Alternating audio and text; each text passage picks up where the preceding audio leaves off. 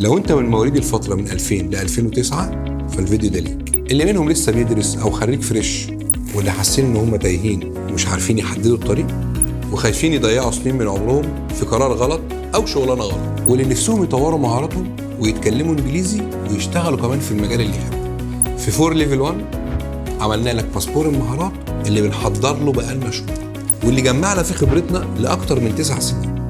بس الباسبور ده مش لاي حد، ده محتاج ناس عندها اراده وتكمل للاخر، لان كله تحديات على هيئه تاشيره، وكل ما تختم تاشيره هتدخل في تحدي جديد.